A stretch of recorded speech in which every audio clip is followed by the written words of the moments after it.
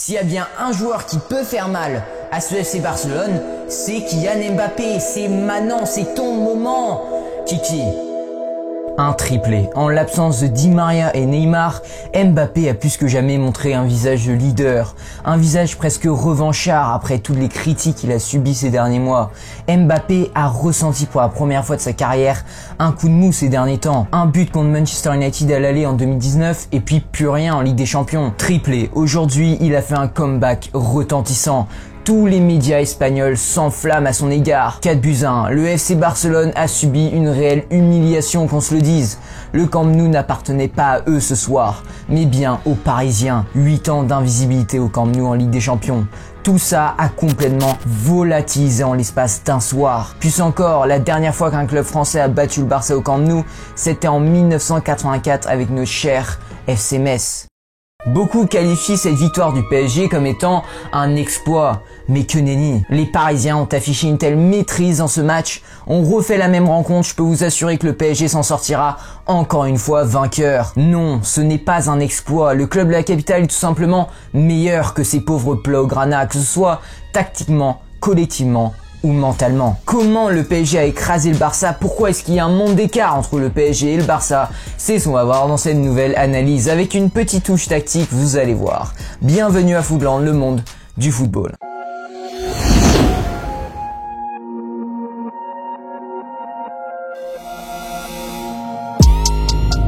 Un collectif. Enfin, le PSG a plus que jamais joué en équipe. C'est la première grosse différence avec le Barça. Une équipe remplie d'individualités certes, mais perdue collectivement ce soir. Ces dernières années, s'il y a bien une chose que le PSG a été critiqué, c'est ça, le collectif, l'âme même d'une équipe.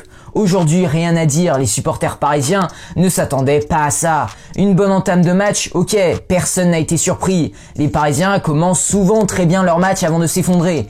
Un but barcelonais et tous les Parisiens commençaient à suer sur place. Ils savent que le PSG peut mettre un pied à terre à tout moment. Il faut dire que le mental, ce n'est pas leur point fort. Hein? Quoi? Non, ça c'était il y a un an. Il a fallu beaucoup de traumatisme, beaucoup d'humiliation pour que le Paris Saint-Germain apprenne enfin ce que c'est le mental. Beaucoup réclamaient le départ des anciens Parisiens, là contre le FC Barcelone lors de l'humiliation 6-1. Ils sont fragiles mentalement, ils ne vont jamais pouvoir oublier ce cauchemar qui va les hanter dans les grands matchs de Ligue des Champions. Oui, ce soir l'image de la souffrance est certainement passée dans les têtes parisiennes. Oui, le 6-1 est toujours bien ancré au fond de leur cœur, mais ils ont su surmonter l'obstacle. Ce n'est plus un point faible, c'est un point fort. Jamais de leur vie, jamais les Parisiens veulent revivre une telle désillusion. Ils savent qu'à tout moment, si on n'est pas concentré ne serait-ce quelques minutes, ça peut arriver. Ce soir, on a vu des Parisiens plus que jamais solidaires. Ils ont pour la plupart vécu ce cauchemar. Désormais, ils ont aussi vécu la gloire l'été dernier. Ils ont tout vécu ensemble. C'est un groupe plus que jamais soudé. La concentration était là et n'a jamais tilté une seconde. À la 90e minute, on entendait toujours Marquinhos hurler pour remettre en place ses hommes. Il sait, lui, ce que c'est la douleur de subir une humiliation. Kimpembe a été impérial jusqu'à la dernière seconde. Il sait. Verratti s'est jeté in extremis dans la surface de réparation pour sauver les siens avec un tacle ravageur. Il sait aussi, le collectif, un atout que le PSG a enfin. Le Barça, non, toujours pas. Ce soir-là, le Barça s'attendait à un exploit de Messi, comme contre Séville durant la défaite 2-0.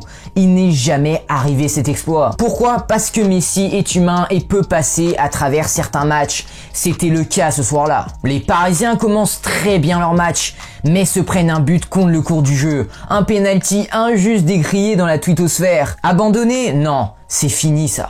Les Parisiens se sont sublimés plus encore pour retourner la situation à leur avantage. Pas une once de doute, pas une once de crainte. Malgré des moments difficiles, ils ont su relever la tête, garder ses confiances. Et lorsque l'équipe est forte, les individualités ressortent plus facilement, c'est naturel.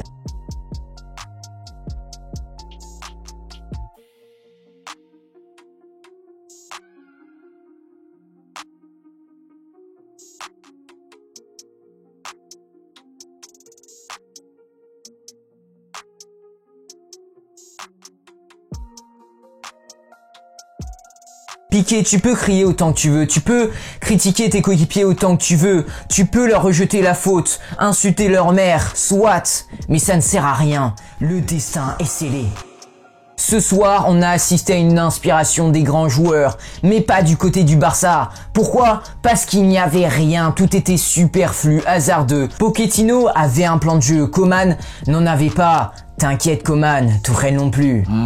Du côté parisien, on a analysé de très près cette équipe du FC Barcelone tant acclamée par les médias espagnols simplement pour une victoire 5-1 contre Alaves. C'est bon, ils sont prêts, c'est ce que disaient les médias espagnols. Sous-estimer, croire que battre Alaves est suffisant pour y croire contre le Paris Saint-Germain, c'est naïf que c'est mignon.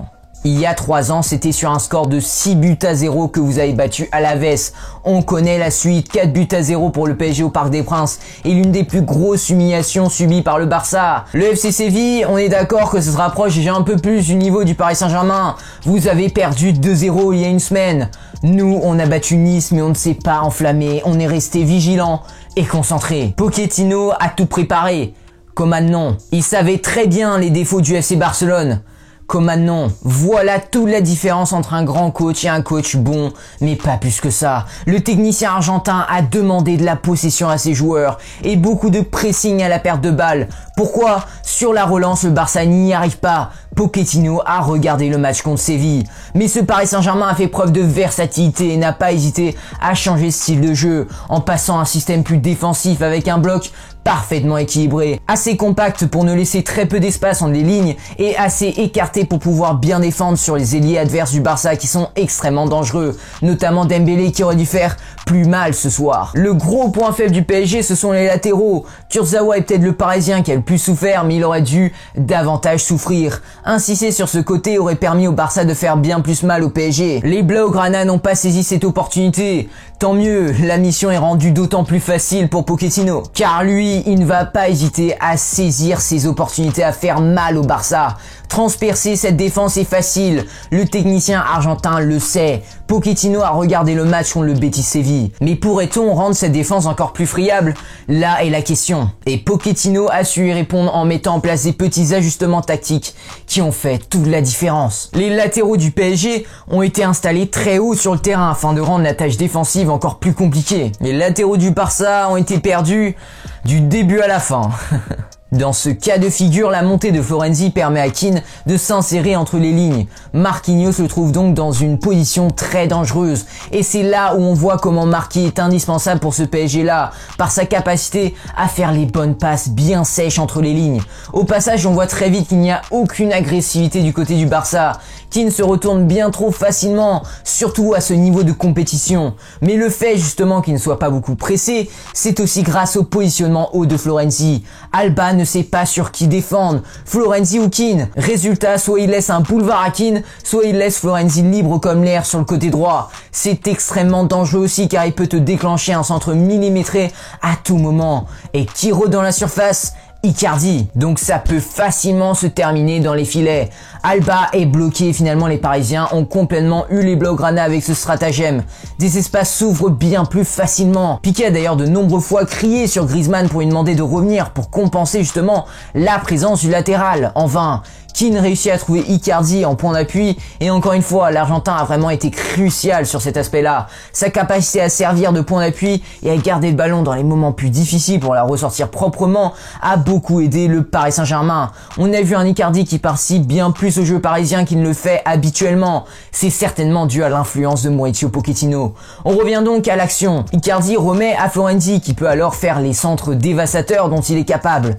Sans conséquence cette fois-ci, mais on va voir par la suite à maintes reprises le PSG un peu dans les mêmes situations. Et un autre grand facteur qui a permis à Pochettino et au Paris Saint-Germain de faire vraiment mal à ce FC Barcelone, c'est la liberté qu'avait Verratti sur le terrain. Moi-même, j'étais plutôt sceptique au départ sur la position de Verratti en tant que numéro 10, mais finalement, ce match me prouve le contraire. Verratti a été un véritable poison pour le Barça, qui ne savait jamais s'il fallait mieux sortir sur lui ou rester sur Mbappé ou Icardi. Je vous montre un exemple cette fois-ci qui se termine dans les filets. Gay tient le ballon. Encore une fois, on voit comment Kurzawa n'hésite pas à monter très haut sur le terrain pour gêner cette défense barcelonaise. Gay fait tourner le ballon sur le côté droit afin de faire coulisser ce bloc du Barça. Marquinhos voit très vite Kurzawa de l'autre côté et fait preuve d'un très bon jeu long. On remarque d'ailleurs déjà la liberté de Verratti. Regardez un peu comment il est positionné très haut sur le terrain. C'est impressionnant. On retrouve donc Keane un peu plus bas qui propose à peu près comme on l'a vu tout à l'heure. La passe de Marquinhos est juste sensationnelle. On n'en parle pas assez. En un clin d'œil, il retrouve Kurzawa de l'autre côté, proche de la surface de réparation. Après, Dest doit-il aller sur Verratti ou Kurzawa? Encore une fois, c'est la même chose. Kurzawa va remettre en une touche à Verratti seul en retrait. Dembélé est même obligé de descendre très bas pour compenser la présence de Verratti. Ce n'est franchement pas habituel de voir ça et ça limite les contres. Dans la surface de réparation, c'est rare habituellement d'y voir Verratti, mais Pochettino a clairement demandé au petit hibou d'être bien plus présent dans la surface.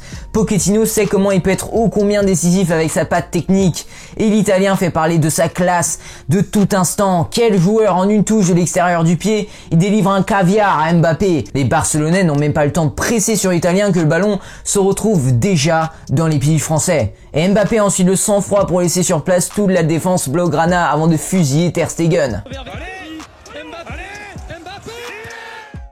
Un but construit du début à la fin, c'est magnifique. Vous voyez comment la liberté de Verratti peut tout changer. Verratti a absolument tout fait durant ce match, que ce soit des précieuses récupérations de balles ou des passes décisives. Il sait absolument tout faire, c'est pas une blague. Il a une grande lecture de jeu, permet d'avoir cette possession offensive, permet de lancer au mieux les attaques, peut sortir facilement du pressing, sauvetage dans la surface de réparation avec du sang-froid et surtout, il sera là au match retour, putain. Et on revoit toujours les mêmes occasions, des opportunités très similaires avec un Verratti libre, des latéraux très hauts sur le terrain, un Keane assez bas et un Icardi qui sert de fixation. Bref, c'était souvent la même chose, mais aucune réaction du Barça, ne serait-ce un petit changement, quelque chose, non, rien. Coman est limité tactiquement, premier constat. Deuxième constat, du côté du Barça, ils ont bien une vieille défense de Ligue 1. Le PSG semblait dans sa zone de confort. Jouer contre une défense de Ligue 1, ils savent faire, je peux vous l'assurer, ils le font tous les week-ends. Suffit de comparer le bloc parisien avec celui du Barça. On voit très vite qu'il y a un monde d'écart. Vous avez vu un peu l'espace qu'il y a entre la défense et le milieu de terrain barcelonais. C'est un boulevard. Il faut vite que les Blaugrana règlent ça. Leur équipe est complètement coupée en deux et quand ils arrivent à peu près à avoir un bloc raisonnable, on dirait un bloc de district. Je ne rigole pas. Suffit d'un petit ajustement tactique avec un latéral plus haut pour que tout le bloc soit perturbé. Regardez un peu le bloc du PSG en comparaison, ça n'a rien à voir. C'est organisé, structuré. On voit très vite que ce PSG, ce Barça n'appartiennent pas à la même catégorie. On a la mi-temps, un partout. Tout le monde s'enflamme sur le match du PSG qui, c'est vrai, a fait un excellent match jusqu'ici. Mais le PSG ne s'est pas contenté de la première mi-temps, faisant encore une fois preuve d'un bon état d'esprit. C'est simple, on a vu 2 fois plus de duels remportés par le Paris Saint-Germain en deuxième mi-temps qu'à la première mi-temps. Pochettino a très bien géré la mi-temps. Il a fait sortir un gay qui risquait le carton rouge pour faire entrer Herrera. L'Espagnol s'est parfaitement intégré à ce collectif, ce qui montre que le collectif du PSG ne s'arrête pas aux 11 joueurs sur le terrain. C'est tout le vestiaire qui est soudé. Pochettino n'a pas hésité à donner des conseils à ses joueurs. Verratti s'éparpillait un peu trop sur le terrain, il était désordonné en première mi-temps. Pochettino l'a vu et lui a demandé de se concentrer plus sur le côté gauche, là où repose Mbappé. La connexion Mbappé-Verratti a été d'autant plus décisive. Des décisions qui ont payé. On voit de plus en plus la patte Pochettino chez ce PSG, avec l'agressivité dont fait preuve les joueurs, cette envie d'aller vers l'avant et pas juste faire tourner juste pour faire tourner. Ce beau jeu à la Bielsa. Et surtout, une identité de jeu et un collectif.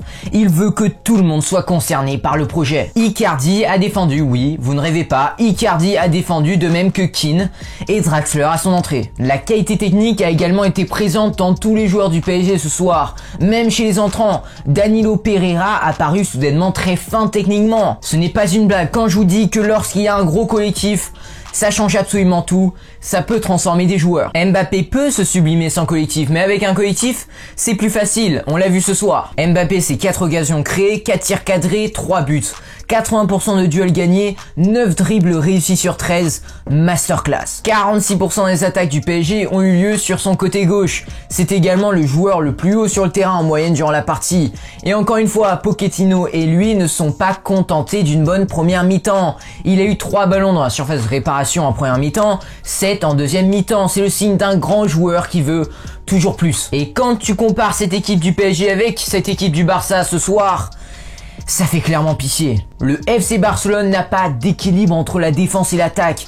La différence de niveau est trop flagrante, tellement que les attaquants du Barça doivent sans cesse descendre pour aider leurs coéquipiers en défense. Après, vous vous étonnez pourquoi le Barça a été inefficace en contre. Dembélé ou Messi étaient esselés devant avec aucun soutien et ne pouvaient que perdre la balle. Les choix de Koeman posent aussi question. Choisir piquer en défense, ça a été se tirer une balle dans la tête avant même que le match commence. Il a été juste lamentable durant cette rencontre. Koeman, pourquoi? Dès les premières minutes du match, Mbappé le prend de vitesse si facilement. Ok, Piqué parle beaucoup, dégage une aura, mais si t'es mauvais, il n'a pas joué depuis très longtemps, c'était très risqué. Et au lieu de le sortir rapidement pour laisser place à Mingueza, tu le laisses sur le terrain jusqu'à la 80e minute quand même. Vous avez vu un peu la réaction de Koeman? Le Barça vit un réel naufrage, mais il n'y a aucune réaction tactique, normale. Vous allez me dire que c'est difficile de réagir face à un PSG aussi grandiose, face à une équipe aussi soudée.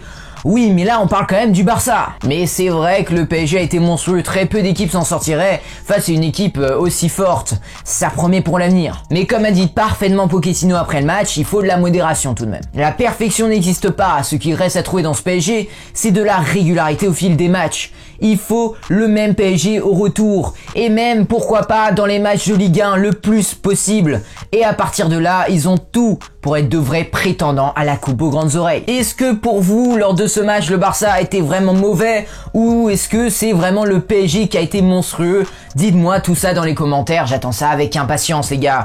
Sur ce, moi je vous dis à la prochaine pour une nouvelle analyse palpitante. Et abonnez-vous pour ne rater aucune de mes prochaines vidéos, j'ai failli oublier. Normalement je sors une vidéo tous les mercredis et tous les dimanches, et de temps en temps dans la semaine, surtout que là on est en vacances, donc il y a pas mal de vidéos qui vont arriver. Je vous souhaite une excellente journée les gars. Ciao.